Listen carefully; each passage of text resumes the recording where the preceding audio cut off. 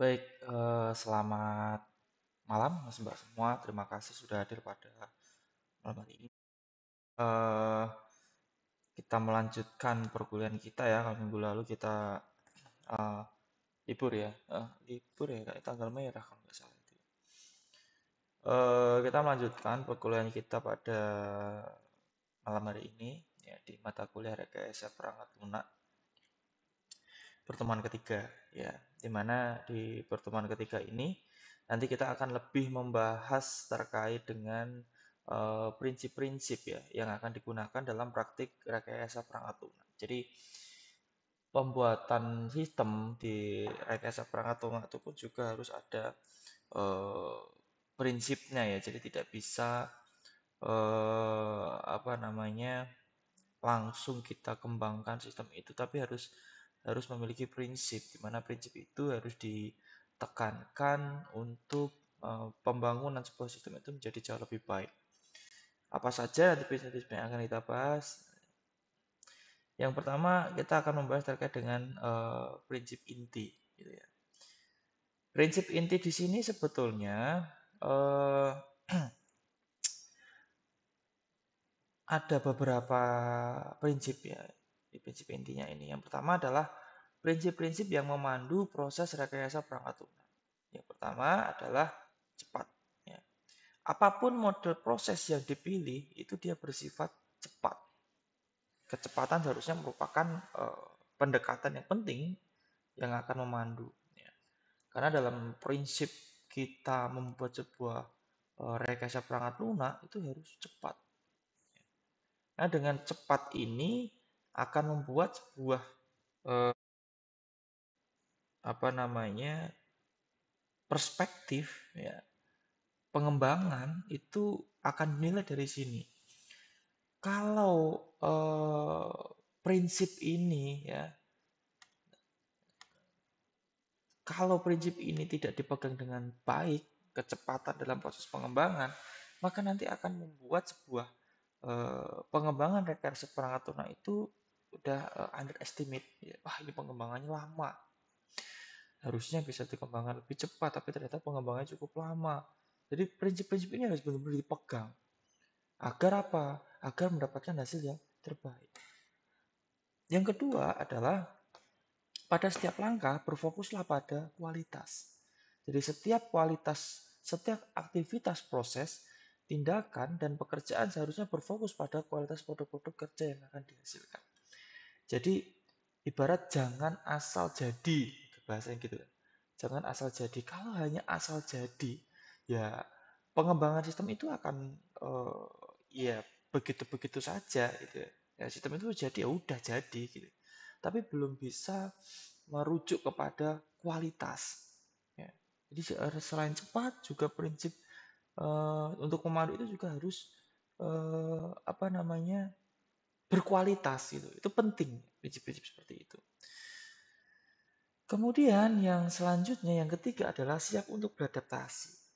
Nah, di sini maksudnya apa ya? Jadi adaptasilah pendekatan pada batasan yang muncul pada permasalahan orang dan pada proyek rekayasa perangkat lunak. Karena di sini bisa dikatakan bahwa dalam eh,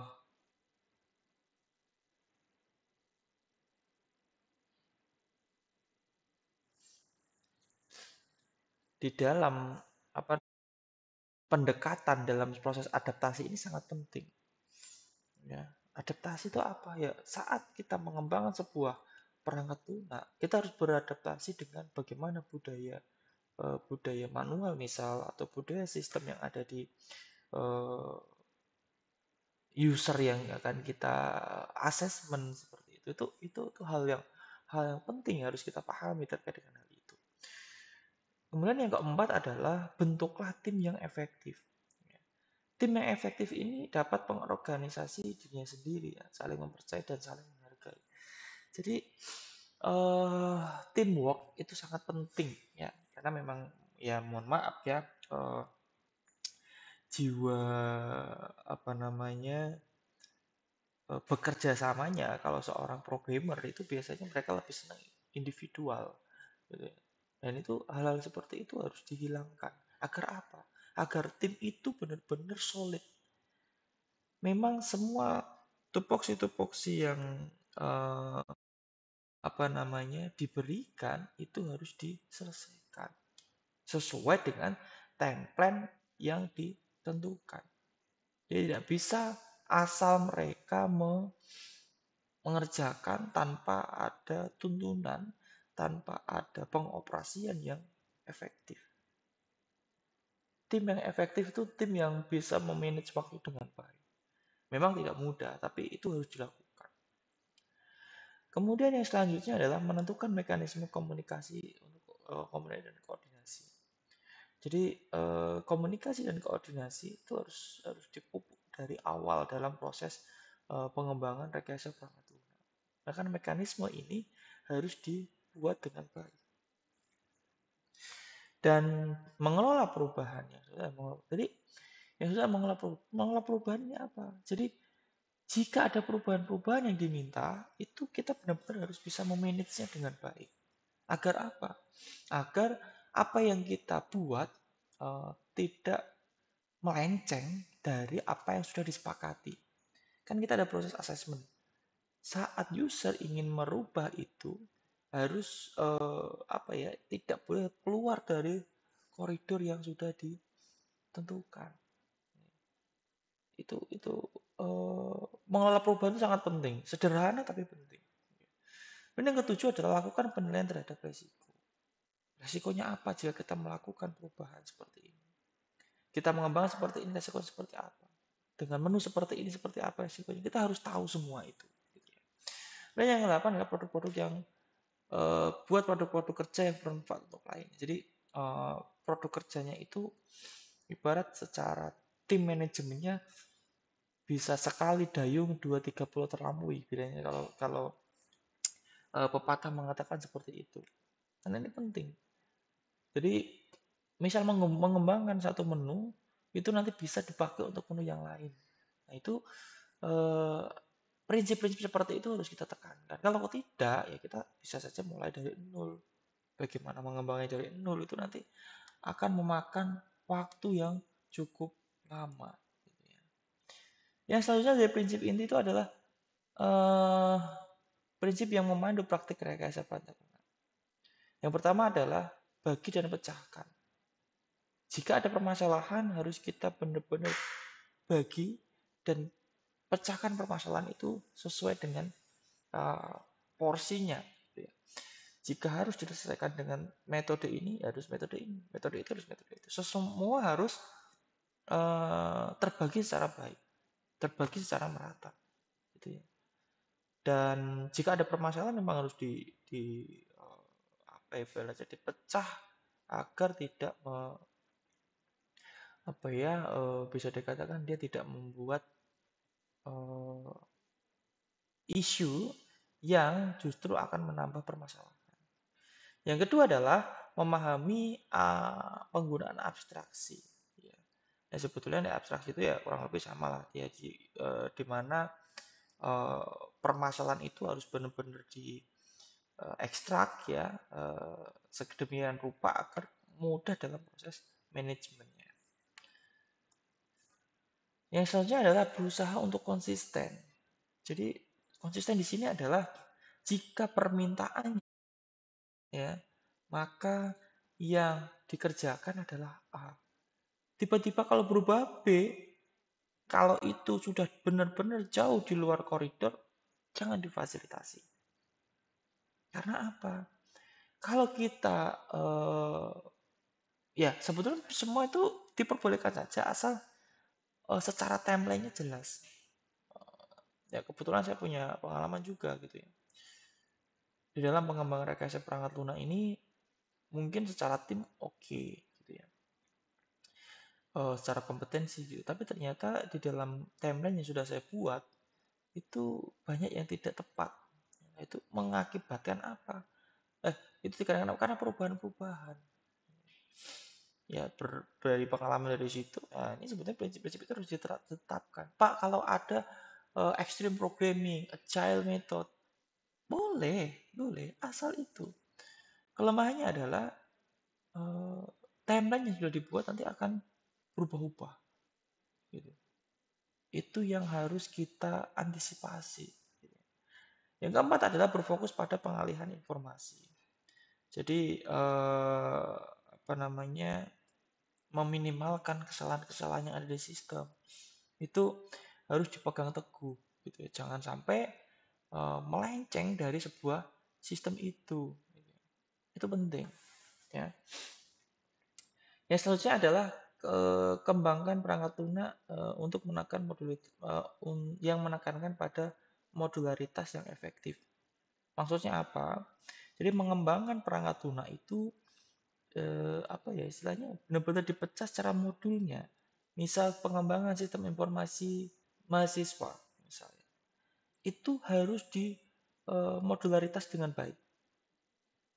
Jadi pengembangannya dibagi-bagi secara efektif agar apa? Agar pengembangannya itu bisa lebih jelas dan bisa lebih cepat. Karena secara urutannya, secara flow-nya itu bisa lebih jelas. Kemudian yang keenam adalah mencari pola. Ya, formalisasi penyelesaian permasalahan, polanya bagaimana? Polanya seperti apa? Itu harus kita ketahui, harus kita pahami. Agar apa? Pola-pola dalam praktik rekayasa perangkat lunak itu bisa lebih baik. Yang selanjutnya adalah jika mungkin lihatlah permasalahan penyelesaiannya bagaimana dari sudut pandang yang berbeda.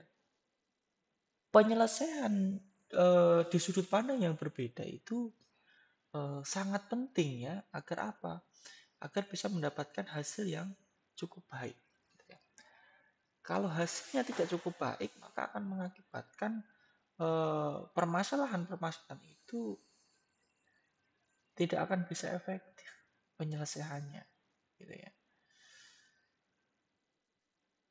Kemudian ingatlah bahwa seseorang akan melakukan pemeliharaan perangkat lunak yang dikembangkan.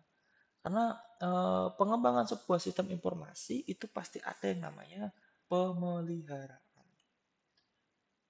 Di mana pemeliharaan ini sangat sangat penting gitu ya. Karena di dalam pemeliharaan ini akan membuat sebuah sistem itu bisa dikatakan efektif atau tidak, baik atau tidak. Itu berdasarkan prinsip-prinsip yang apa ya istilahnya, harus sesuai gitu ya, harus sesuai. Karena di dalam pemeliharaan itu juga memperhatikan apa yang akan dipelihara secara sistemnya. Kemudian kita masuk ke prinsip-prinsip yang memandu setiap aktivitas kerangka kerja dalam perangkat lunak. Yang pertama adalah prinsip komunikasi. Komunikasi ini sangat-sangatlah penting. Karena apa? Dari sini akan melahirkan sebuah ide, ya, sebuah konsep, ya. Itu dari sini, gitu ya. Nah, dari sini kita akan jadi tahu, ya, kita harus mendengarkan, ya, fokus terhadap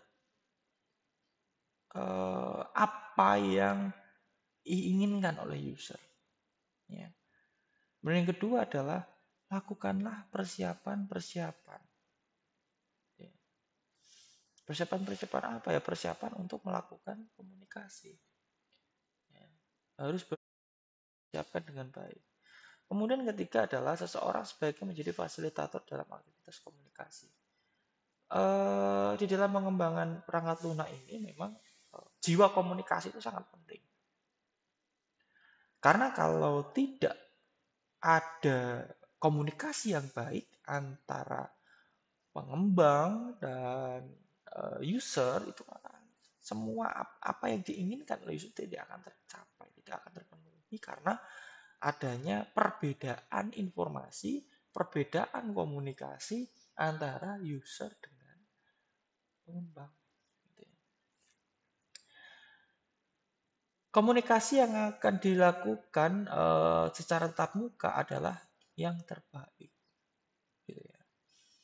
Kemudian lakukan pencatatan. Ya, didokumentasikan. Apa yang dibahas ya itu harus dicatat dengan baik agar mendapatkan hasil yang terbaik juga. Kemudian yang selanjutnya adalah eh, usahakan untuk bekerja sama. Komunikasi itu tidak akan bisa berjalan efektif kalau tidak ada kerjasama. Kerjasama ini ya kerjasama dalam uh, uh, uh, di jembatan dengan media komunikasi. Kalau tidak bisa berjalan dengan baik, ya ini akan menjadi sangat berbahaya. Gitu ya. Kemudian tetaplah berfokus. Komunikasi, prinsip komunikasi ini benar-benar harus fokus. Tidak bisa multifokus. Ya. Jadi benar-benar harus fokus sesuai dengan apa yang akan dikerjakan. Jangan fokus yang lain. Ini sangat penting. Nah, yang ke-8 adalah jika tidak jelas, gambarlah.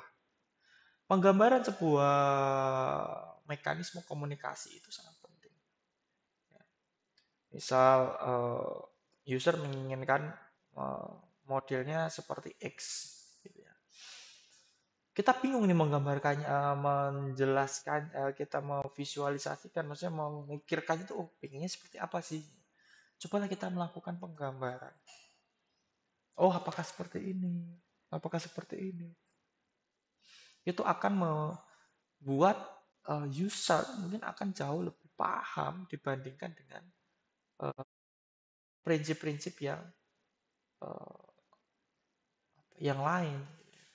Yang ke-9 adalah negosiasi bukanlah suatu kontes atau perlombaan, merupakan hal yang terbaik saat kedua pihak menang. Jadi uh, ya ini prinsip-prinsip komunikasi dalam perangkat lunak itu ya bagaimana kita bisa bernegosiasi dengan klien kita, dengan user kita, bagaimana mengkomunikasikan itu agar menjadi efektif dan efisien. Yang pertama ya selanjutnya adalah prinsip perencanaan. Tadi kan prinsip-prinsip komunikasi. Sekarang prinsip-prinsip perencanaan. Ya. Prinsip perencanaan itu harus yang pertama harus memahami lingkup proyek. Kita akan mengembangkan apa yang akan kita buat, objeknya apa, usernya siapa, kita harus menguasai dulu. Jangan sampai itu tidak kita pahami karena itu adalah dasar dalam prinsip perencanaan. Yang kedua adalah melibatkan stakeholder pada aktivitas perencanaan. Stakeholder benar-benar harus dilibatkan karena beliaulah pemangku kebijakan. Kita mengembangkan sistem, ternyata itu belum ada kebijakan yang mengatur, jangan dikembangkan. Yang ada sistem itu nggak akan dipakai. Itu penting ya. Dan yang ketiga adalah memahami bahwa perancangan bersifat iteratif. Ya. Suatu perancangan tidak pernah bersifat kaku. Iteratif itu ya step by step. Tidak. Kalau kaku ya itu akan menjadi hambatan. Oh, saya pengennya seperti ini. Saya kembangkan seperti ini. Ya, saya harus ngikut gitu. Tapi itu tidak bisa kalau seperti itu. Gitu ya. Harus sesuai. Kemudian melakukan perkiraan berdasarkan apa yang kita mengerti. Prediksinya seperti apa, kita perkirakan seperti apa. Jadi sesuai dengan apa yang kita pahami. Ya. Yang kelima, pertimbangan resiko saat kita mendefinisikan perencanaan. Jadi harus benar-benar diminimalkan resiko-resiko yang ada. Jangan sampai resiko itu malah membuat buyar proyek itu. Ini adalah prinsip-prinsip perencanaan.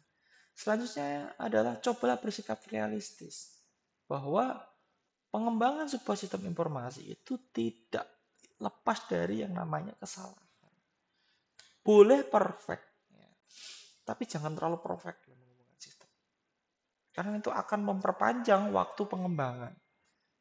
Itu penting prinsip-prinsip. Kemudian yang selanjutnya adalah sesuaikan granulitas saat mendefinisikan perencanaan. Jadi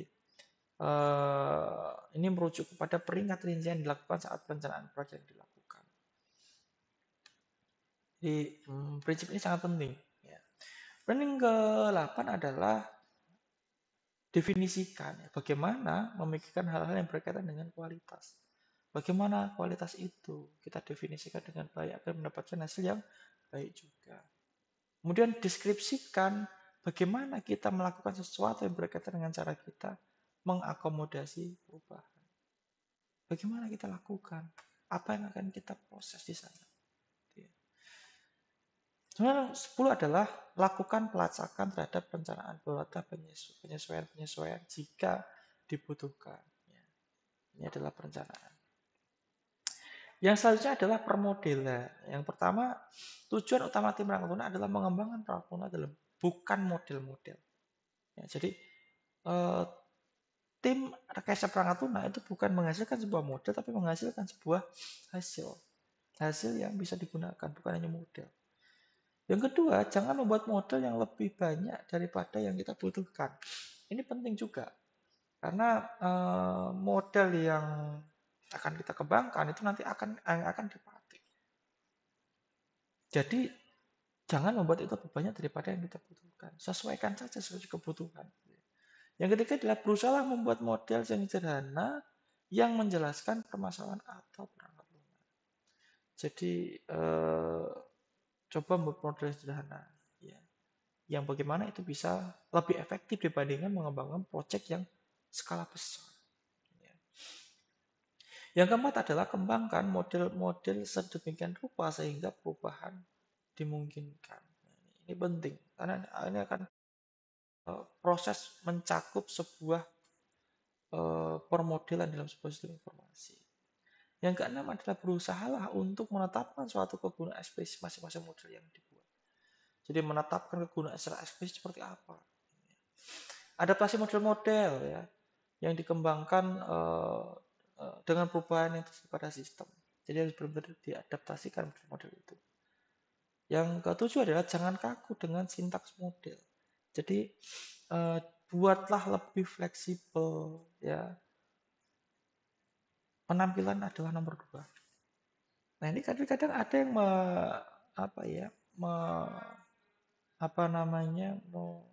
menginginkan tampil untuk nomor 1 gitu. Tapi tetap kita nomor 2 kan dulu karena yang penting adalah model. Model seperti apa? Tampilan itu ya nanti. Jika secara intuisi kita merasa bahwa model tidak benar, ya kita sampaikan saja. Untuk mempertimbangkan, oh ini kurang tepat, ini kurang sesuai, harus kita sesuaikan. Jangan asal diterima, jangan asal dikerjakan. Dapatkanlah umpan balik segera mungkin. Dari permodelan yang kita buat, feedback itu harus segera kita terima agar apa? Agar bisa kita perbaiki permasalahan-permasalahan itu seperti apa. Yang selanjutnya adalah prinsip konstruksi. Jadi ada prinsip persiapan, ya. Sebelum kita menulis baris para kode, kita harus mempersiapkan ini. Ya. Persiapan kita siapkan bahasa pemrogramannya, mungkin sintaknya, kemudian prinsip-prinsip pemrograman saat mulai menulis kode program komputer, kerapiannya, karena di sini nanti akan mencerminkan keberlangsungan program itu dari sini. Kalau kita bisa membuat itu dengan baik, maka itu akan keberlangsungannya akan baik juga. Ya, prinsip-prinsip validasi, ya, setelah dikembangkan ya divalidasi. Bagaimana proses validasinya? Ya. Yang keempat adalah prinsip-prinsip pengujian. Setelah kita validasi, kita lakukan pengujian. Bagaimana hasilnya? Harus kita validasi dengan baik dan agar mendapatkan hasil yang terbaik juga, gitu ya. Ya, selanjutnya yang terakhir adalah prinsip penyerahan. Jadi harapan-harapan pelanggan untuk perangkat lunak harus dikelola dengan baik. Jadi sebelum kita deliver ke user, gitu ya, kita lakukan penyerahan itu dengan baik. Harapan-harapannya kita tampung, kita sesuaikan dengan baik agar mendapatkan hasil yang terbaik. Paket-paket pengiriman lengkap harus dirakit dan sudah diuji. Saat diberikan ya benar-benar sudah kita coba, harus kita uji. Jangan asal diberikan saja, harus sudah jadi. Sistem-sistem yang pendukung harus ditetapkan sebelum perangkat lunak dikirimkan. Penetapan sistem-sistem itu harus sesuai. Ya. Kemudian yang keempat adalah material-material institusional harus sesuai dan disediakan bagi pengguna. Gitu ya. Jadi semua apa yang dibutuhkan, infrastrukturnya, ya, instruksi-instruksi sistemnya itu disesuaikan. Biasanya adalah perangkat lunak yang penuh dengan kesalahan, seterusnya diperbaiki lebih dahulu, pengen bisa dilakukan waktu-waktu selanjutnya. Perbaikan itu sangat penting ya. Jangan sampai kita mengabaikan perbaikan itu. Karena feedback yang kita terima dari user itu harus benar-benar kita akomodasi dengan baik agar mendapatkan hasil yang terbaik juga. Dari itulah beberapa prinsip-prinsip yang harus kita jaga, prinsip-prinsip yang harus kita ketahui dan kita pahami terkait dengan bagaimana kita bisa mengembangkan perangkat lunak itu dengan baik. Karena core dari sebuah pengembangan rekayasa perangkat lunak ini adalah dari si perencanaan. Jika perencanaannya baik, jika proses identifikasinya baik, maka hasil akhir itu pun juga akan menjadi baik juga, gitu ya. Itu akan menjadi yang baik juga. Karena kalau itu tidak kita penuhi, itu tidak kita akomodasi, ya pasti akan membuat sebuah apa namanya pengembangan sebuah sistem informasi itu rekayasa perangkat lunak itu akan menjadi tidak optimal. Boleh kita mengakomodir kebutuhan user gitu ya, tapi harus sesuai dengan skop yang sudah disepakati. Skop-skop itu seperti apa? Pengembangannya seperti apa? Kontrak waktunya berapa lama? Memang itu tidak mudah. Ya. Nah, itu harus memiliki kompetensi dan pengalaman. Tidak hanya sekedar kompetensi. Makanya penting kita harus memahami ini agar prinsip-prinsip rekayasa perangkat lunak itu tetap terjaga. Agar prinsip-prinsip rekayasa perangkat lunak itu bisa dikembangkan dan diterapkan dengan baik. Jika tidak, ya sudah. Dia akan melewatkan itu semua. Gitu ya. Karena di dalam sebuah rekayasa perangkat lunak itu harus sesuai dengan kaidah-kaidah yang ada. Kalau kita tidak memiliki prinsip dalam pengembangan rekayasa perangkat lunak, yang ada rekayasa perangkat lunak yang kita kembangkan tidak memiliki hasil yang optimal, tidak memiliki hasil yang akurat. Nah ini penting ya, harus kita pahami, harus kita jaga terkait dengan bagaimana prinsip-prinsip dalam pengembangan atau di rekayasa perangkat lunak. Jadi jangan sampai mengabaikan prinsip-prinsip itu. Mungkin itu yang bisa saya sampaikan, Mas Mbak semua. Jika ada yang ingin ditanyakan, dipersilahkan menuliskan di kolom chat atau di kolom komentar. Nanti akan coba saya jawab jika saya bisa menjawab secara langsung. Jika tidak bisa, nanti akan saya jadikan sebuah PR, gitu ya. Dan atau mungkin di grup juga silahkan ya. Kalau belum gabung di grup silahkan gabung di grup ya. Karena informasi-informasi nanti akan saya sampaikan di sana. Gitu. Terima kasih Mas Mbak semua atas kehadirannya pada malam hari ini. Sampai bertemu lagi di pertemuan kita minggu depan. Sehat-sehat selalu buat Mas Mbak semua dan absensi ya, jangan lupa absen ya, agar tertata dengan baik secara absensinya. Itu saja saya akhiri. Terima kasih. Selamat malam.